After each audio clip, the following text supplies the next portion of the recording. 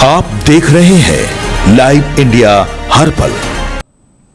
नमस्कार, आप देख रहे हैं लाइव इंडिया हर पल। मैं हूं आपके साथ रेखा मिश्रा। राम मंदिर चढ़ावा चोरी मामले को लेकर के कांग्रेस लगातार आरोप पर आरोप भाजपा नेताओं पर लगा रही है और इस बीच कांग्रेस की ओर से प्रधानमंत्री नरेंद्र मोदी को लेकर के और उनके चुप्पी को लेकर के भी सवाल उठाया गया है। हालांकि भाजपा की ओर से ये बार बार कहा जा रहा है कि विपक्ष को राम मंदिर मामले में बोलने की बिल्कुल भी अनुमति नहीं है, चूंकि राम मंदिर के आंदोलन में ना तो उनकी भूमिका रही है और ना ही राम मंदिर बनने तक में इनकी कोई भूमिका रही है। ऐसे में राम मंदिर चढ़ावा चोरी विवाद को लेकर के प्रधानमंत्री नरेंद्र मोदी की चुप्पी पर कांग्रेस लगातार सवाल उठा रही है। आपको बता दें कि कांग्रेस ने अयोध्या में राम मंदिर के चढ़ावे में कथित हेराफेरी के मुद्दे पर प्रधानमंत्री नरेंद्र मोदी पर निशाना साधा है। कांग्रेस महासचिव जयराम रमेश ने इस मामले पर प्रधानमंत्री की चुप्पी पर सवाल उठाते हुए कहा कि देश आस्था से विश्वासघात के लिए भाजपा और राष्ट्रीय स्वयंसेवक संघ को कभी माफ नहीं करेगा।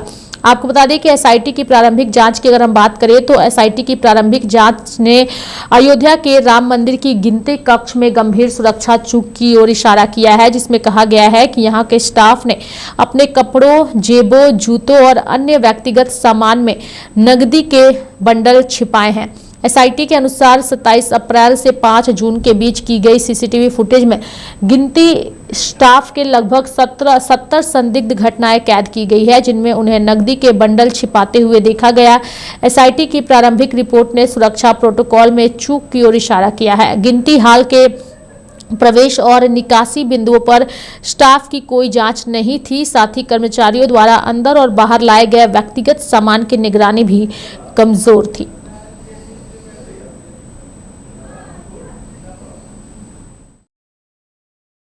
देखिए, बात यह है, हमें इस बात की प्रसन्नता है उस अत्याचारी, अन्याय और रावण स्वरूपी नरोत्तम मिश्रा को हमारे प्रहारों से प्रभावित होकर भाजपा ने उसका टिकट काट दिया। अब जिसको टिकट दिया गया है वो क्या है, इतना जानता हूं, उसका नाम तब आया था जब विधायक चोरी में नरोत्तम मिश्रा जी के पैसे का लेन देन वो कर रहा था। तो ये भी लेन देन का तो आरोप इस पर है। अब सबसे बड़ी बात यह है, आज देश में हमको सबसे बड़े धर्म को आघात पहुंचा है जब हमारे आधार्य देव भगवान राम के राम मंदिर अयोध्या जी में, उनकी जन्मभूमि पर, जिसकी लड़ाई निर्मोही अखाड़ा कम से कम 150 वर्षों से पहले से लड़ रहा है, जिसकी लड़ाई कम से कम 100 वर्षों से जगन्नाथ, हमारे गोरखनाथ ट्रस्ट के महंत लड़ रहे हैं, उस समय से रामलला जहां विराजे थे उसको ध्वस्त किया गया। अब वो रामलला जिनके वजह से मंदिर की शोहरत हुई, वो रामलला है कहां? ये बाल स्वरूप होना चाहिए। जो स्वरूप इन्होंने राम मंदिर का बनाया है, सारे शंकराचार्य जी ने कहा ये बाल स्वरूप नहीं है। उसमें कई खामियां हैं, उसमें अलग से बात करूंगा। लेकिन आखिर मंदिर में कौन जाता है? दुखी, पीड़ित, जहां चारों तरफ से उसका एक हतोत्साहित हो जाता है, तब मंदिर की शरण में जाता है, हे प्रभु अब तू ही हमारी रक्षा करेगा। उस आस्था के साथ वो मंदिर में माथा भी टेकता है, चढ़ोतरी भी करता है। ये आस्था का केंद्र है। अब ऐसे चढ़ावे में से चंदा चोरी हो रही है। 40 दिन में 71 बार चोरी हुई है। 40 दिन में सीसीटीवी फुटेज भी गायब है। 21 से वहां का जो लेखाधिकारी था महिपाल सिंह, उसकी शिकायत पर कार्रवाई करने के बजाय चंपत राय जी ने उसको वहीं से निकाल दिया। दीनानाथ वर्मा, महिपाल सिंह आरएसएस का कार्यकर्ता था, दीनानाथ वर्मा आरएसएस का कार्यकर्ता था, जिसका स्वयं चंपत राय जी ने चयन करके नियुक्त किया। ईमानदार इंजीनियर, ये रिटायर्ड चीफ इंजीनियर, उसको काम सौंपा गया। जब उससे ठेकेदारों ने 40% कमीशन की बात कही तो उसने जाके शिकायत की, किससे? चंपत राय जी से। दूसरे दिन उससे कहा कि तुम जाओ, तुम्हारा काम हो गया। ऐसे चंपत राय को मोदी जी बचा रहे हैं। जवाबदारी जिम्मेदारी उन्हीं की है। उन्हीं के द्वारा मनोनी ट्रस्ट है, उन्हीं के नुमाइंदे ट्रस्टी हैं, उन्हीं का नुमाइंदा कोषाध्यक्ष है महंत गोविंद गिरी। वही गोविंद गिरी जिन्होंने जब प्राण प्रतिष्ठा हुई थी तो माननीय प्रधानमंत्री जी को चम्मच से चरनामत पिलाया। चम्मच से कोई नहीं पीता, हथेली से पीता है, लेकिन मोदी जी ने चरनामत चम्मच से पिया और वो चम्मच किसको थमा दी? महात्मा गोविंद गिरी को। ये पूरी तरीके से धार्मिक जो प्रथा है उससे अलग। दूसरी सभी शंका आने दीजिए। पहले भी माननीय न्यायालय ने इस विषय पर अपनी टिप्पणी की है और माननीय न्यायालय का जो आदेश निर्देश होगा उसका हम सम्मान करेंगे, आदर करेंगे। सर, यूपी सरकार ने दिए हैं, 1 हफ्ते में रिपोर्ट सौंपेगी टीम। देखिए, सरकार की मंशा पर और सरकार की नीयत पर कोई सवाल नहीं खड़ा कर सकता। कोई भी विषय सामने आया है, सरकार ने उस पर बड़े ही संवेदनशीलता और गंभीरता के साथ निर्णय लिया है। अभी भी हम लोग कहना चाहते हैं, किसी को कोई शिकायत है, आप आइए, हम आपकी बात सुनेंगे। अयोध्या जी के प्रकरण पर सरकार पूरी तरीके से, पारदर्शी तरीके से उसकी जांच कराकर और दूध का दूध, पानी का पानी करना चाहती है, ताकि भविष्य में इस तरह की घटनाओं की पुनरावृत्ति ना हो और फिर से भगवान श्री राम की अयोध्या जी को राजनीतिक मुद्दा बनाने का कोई प्रयास न करें। सर, बाबा रामदेव हिंदू राष्ट्र बनाने की मांग कौन सी गलत बात है? अगर उन्होंने ये कहा कि सबका डीएनए एक है, तो इससे क्या कोई इनकार कर सकता है? कोई इनकार नहीं कर सकता है। तो बाबा रामदेव जी ने जो कहा, कोई गलत बात तो कही नहीं, जो सही है उन्होंने सामने रखा है। वो तो भरोसा जताएंगे एसआईटी की जांच, जो चाहेंगे परिणाम आ जाएगा। अब मैं आरएसएस से कहना चाहता हूं, देश आपसे चिंता नहीं चाहता कि आप इस प्रकरण पर चिंता व्यक्त करें। आपसे माफी की अपील करता है। आप जिम्मेदार अगर वहां चोरी हुई है, सारे मामलों में तो आप दखल देते हैं, आपका निर्देशन चलता है। इस गवर्नमेंट में और आप में कितना फर्क है। लोग कह रहे हैं कि दिल्ली दबा रही इस मामले को, तो चुपचाप आरएसएस को चाहिए पहले माफी मांगे। ये जो कलंक लगा है, उपदेश न दे।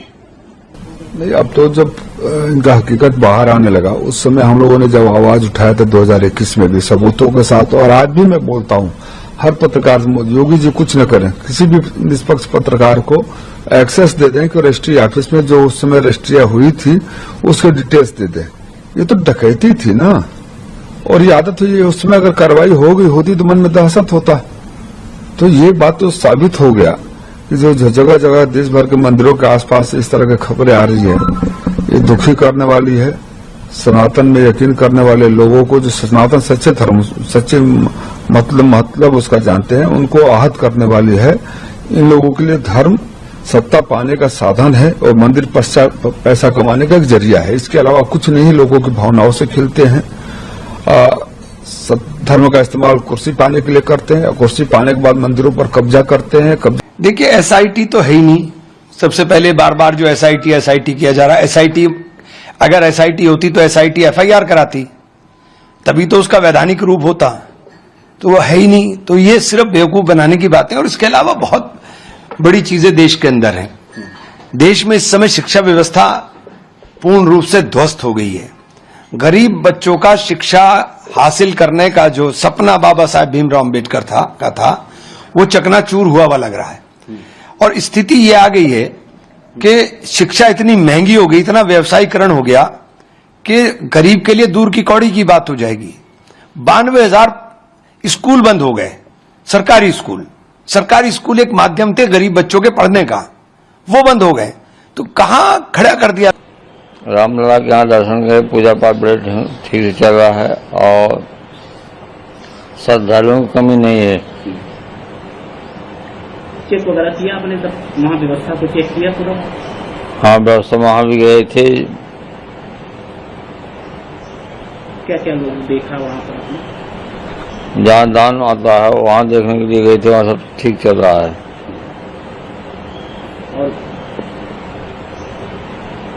जो कर्मचारी थे उनकी जानकारी आवश्यकता निर्देश दिया, कर्मचारियों को भी आपने क्या निर्देश दिया उन लोगों को व्यवस्थाओं को लेकर? कर्मचारी लोग पूरा हमको सूचना बताई कि हाँ वहाँ दर्शन करने के लिए वहाँ जो आमदनी आता है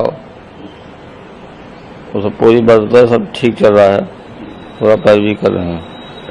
पूरी व्यवस्था को आपने देखा? हाँ। हमारी दूसरी बात है, राम मंदिर ट्रस्ट में सीईओ नियुक्ति के लिए पात्रता मापदंड तय किए गए। आवेदन की अंतिम तिथि 18 जुलाई रखी गई। तो जो हुआ ठीक है, लेकिन अभी हमको समय नहीं मिला कब होगा। 18 तारीख तक समय दे दिया गया। हो रहा है, रामलला पूरा करेंगे ना। अब विश्वास है रामलला सबको बोल ठीक कर देंगे। प्रक्रिया चल रही है महाराज जी? ठीक, पूरी प्रक्रिया चल रही है इसकी। महाराज जी दूसरी बात है, आज सुप्रीम कोर्ट में किसी अनियमितताओं दान के मामले में जो दान का गमन हुआ उसको लेकर के आज 3 जजों की बेंच सुनवाई करने जा रही है। क्या उम्मीद रखते हैं आप लोग, क्या कहना चाहते हैं? ये तो बड़ी अच्छी रामलला का ये काम चल रहा है, तो वहाँ जो निर्णय आया वो अपने और ठीक हो जाएगा। बिगड़े वाले आदमी भी ठीक हो जाएंगे। इस प्रचार से वो जो गलती थी सब अब ठीक हो जाएंगे। क्या महाराज जी जिस तरीके सुप्रीम कोर्ट ने राम मंदिर का निर्णय दिया था, उसके बाद ये फिर याचिका सुप्रीम कोर्ट में ऐसी बड़ी याचिका गई है, तो क्या महाराज जी क्या उम्मीद रखते हैं कि निर्णय? वो तो देश का मामला है ना, वो तो हमेशा शांत भावना बनाए रखेंगे, वो सब अपने आप सही हो जाएंगे। जो भी सुनवाई करेगा सुप्रीम कोर्ट आप लोग को स्वीकार रहेगा? वो परंपरा अगर राम जी माने तो हमको मानना पड़ेगा, और जो नहीं मान रहा समझिए कि देश के नहीं है, वो परंपरा मानना अत्यावश्यक है। महाराज जी सुप्रीम कोर्ट में जो सुनवाई है इस पर जो है आप लोग संतुष्ट हैं? आज की सुनवाई को लेकर के जो सुनवाई होने जा रही है, अगर हम लोग राम जी की परंपरा मान रहे हैं तो उसको मानना पड़ेगा। अगर जो उसको नहीं माना उसको देश से बाहर कर देना चाहिए। महाराज जी राम मंदिर निर्माण के अध्यक्ष नृपेंद्र मिश्रा ने अयोध्या मंदिर चढ़ावा गबन मामले को शर्मनाक बताते हुए कहा है व्यवस्थाओं में सुधार होगा, भविष्य में ऐसी घटना दोबारा नहीं होगी। ये तो सदस्यों के पहले से व्यवस्था बनाए रखना जरूरी था। अगर कोई काम फ्री में कर दो तो भविष्य में दिक्कत पड़ जाएगी, और उसमें अब सबका नाम आ रहा है। समझौता बनाए रखना तो बहुत जरूरी है। तो ये सुधार करने का प्रयास आप लोग पूरा कर रहे हैं? हाँ राम जी। तो मेरे साथ फिलहाल अभी के लिए इस खबर में इतना ही। आप देखते रहिए लाइव इंडिया हर पल। नमस्कार।